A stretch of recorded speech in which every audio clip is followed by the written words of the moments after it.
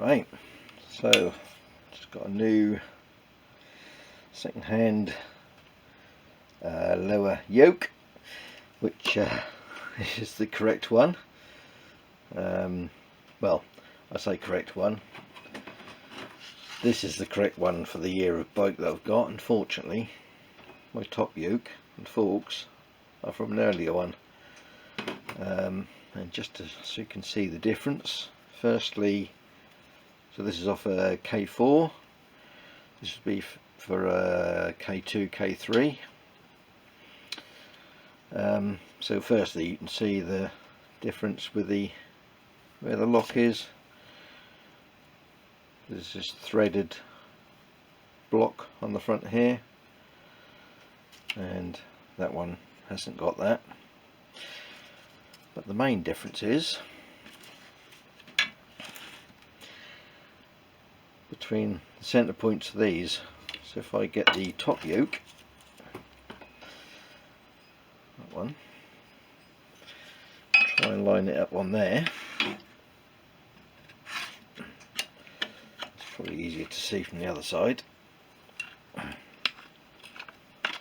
So if I line this end up, centre that,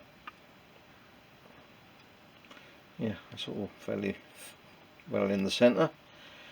However, that end, yeah, it's way out.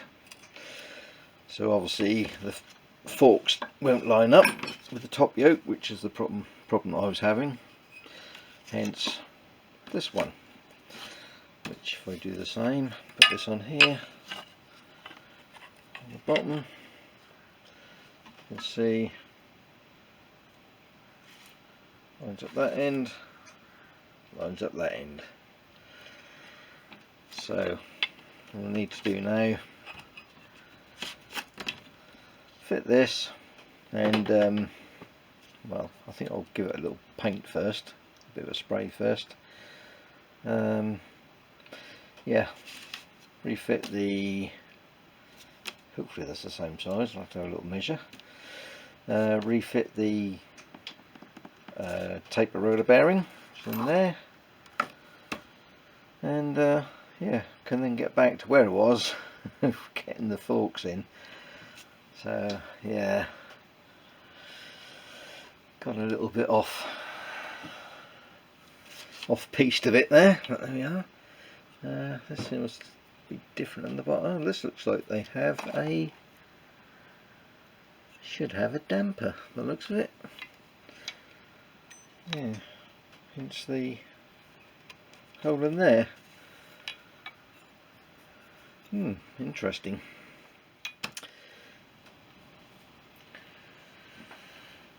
Right, just giving that steering stem a bit of a spray over with some black paint, and since found out that this is actually even earlier than I thought it was.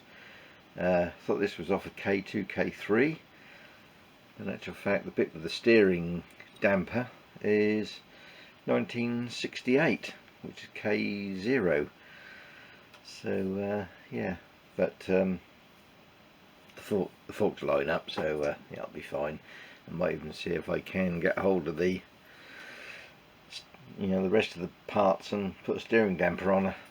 Might be quite nice. But for now, I won't fit the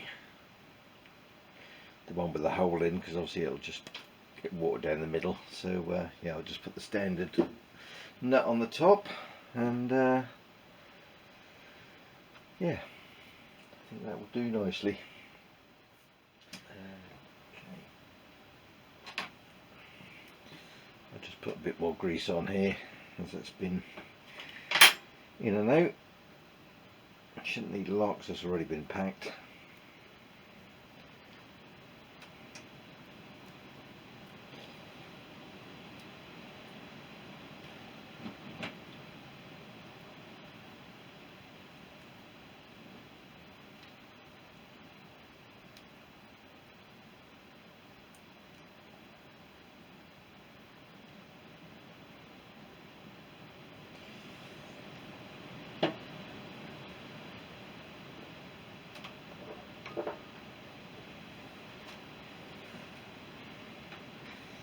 some on the top.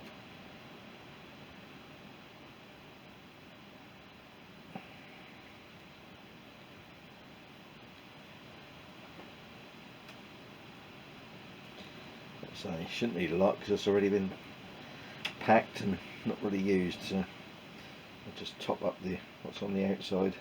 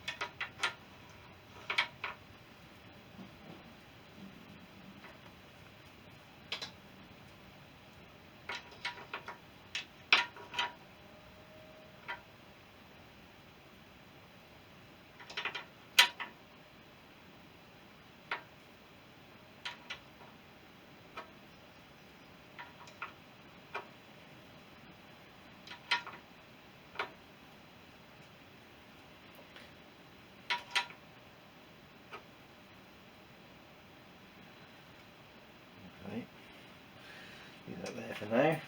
Probably will need adjusting again once that bed's in.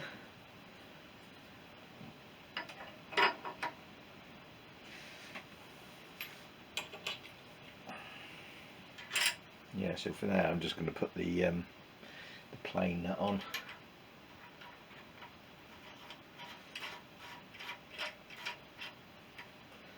Right.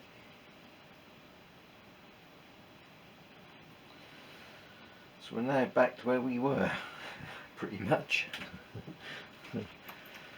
Yeah.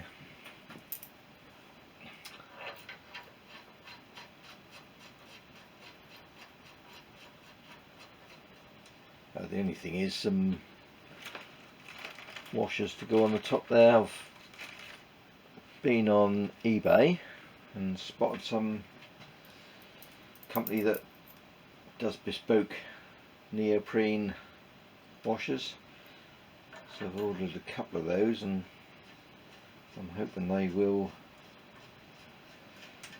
do the job of the rubber bits that go on the top there. So I think what I'm probably going to have to do is install it, then once they turn up I'll just take the top yoke off and pop those on. Yeah, so for now I'll just loosely put everything in so we can at least make sure it's all fitting as it should.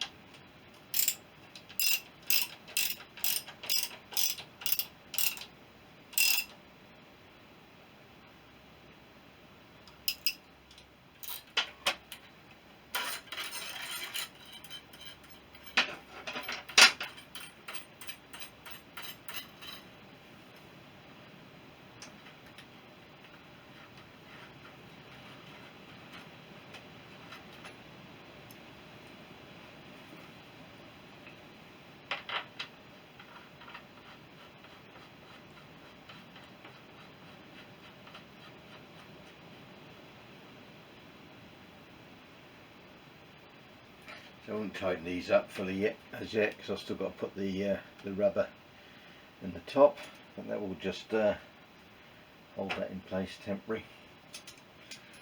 Right, there's the other one. Nothing's levelled up at the moment, but I will, let's say, once I get the rubber bits to go in the top there, I'll make sure these are seated correctly. That's a little bit on the wonk at the moment. I think that one needs to go out a little bit more. But yeah, at least they're in now. So much easier with this little tool I made. Yeah, what seems to work quite well. So next thing will be front wheel, I guess. Yeah. And the other thing I mustn't forget, put some fork oil in, which I'm going to do now. I'm just going to put in some of this mineral based 10 weight fork oil. I think it does say transmission fluid or something like that in the manual, but yeah, modern fork oils come a long way since then, so that's what I'll put in. And oh yes, it's 125 to 130 cc in each leg.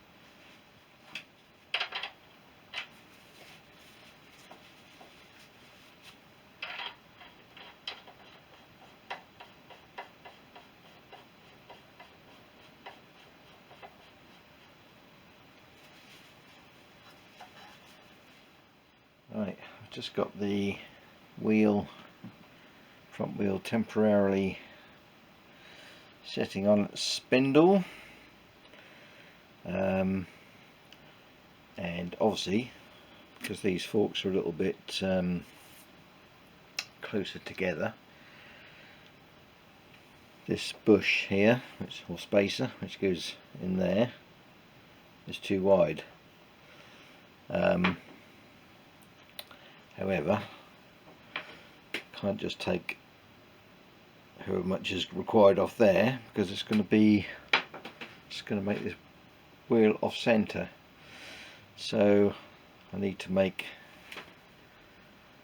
take an equivalent amount off each side. So this spacer is also going to have to be turned down.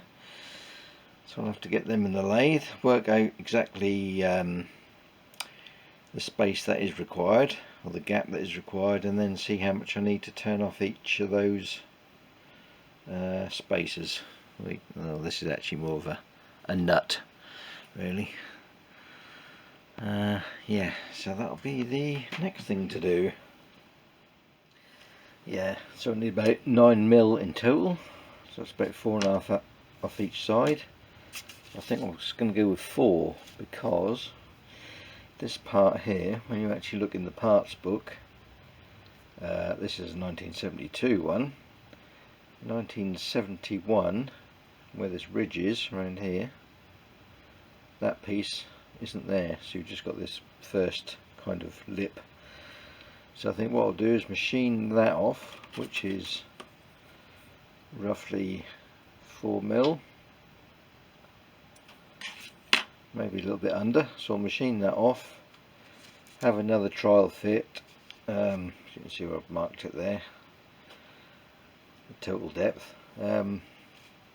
Have another trial fit and then see how much I need to take off this spacer, because these parts are both different in the between the 71 and the 72 part numbers for each one are different.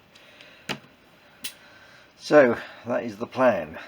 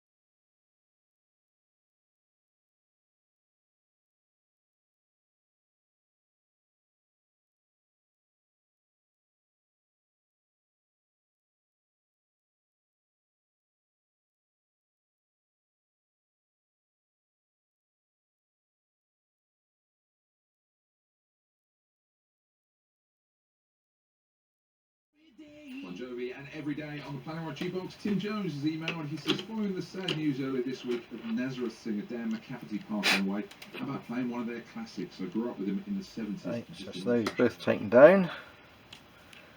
A little bit off each one. I've just took 4mm in the end off each one. Well, that's probably slightly less because I've left the there was a little bit of a chamfer there. I've left that on this end. So see if they fit. Okay, so that's now fitting in there, and that side in there. The only thing now is let's get a little pointy thing. Little pointy thing. This will do. Right, little pointy thing. You can see there's now a gap between the ridge on this spindle and the edge of this spacer. Don't know, probably wouldn't make any difference, but that was tight against this before I cut it down. So what I might do is just make a little sleeve, which will be the outer diameter of that and the inner diameter of that, which would just fill that gap up there. I think I'd be happy if that was tight on that spindle. You know, once you do this up, I'd rather see that tight. The only other thing you could do, I suppose, is extend the thread this side. It's probably easier just to make a little spacer up on here. So that'll be the next little thing. Yeah, little spacer in there. Made that about 6mm in the end. Meant to be a little bit over and a bit under. Just happened to have a bit of tube that was just the right size, so I only had to cut it down and fit it on. So now I can get all this bolted up.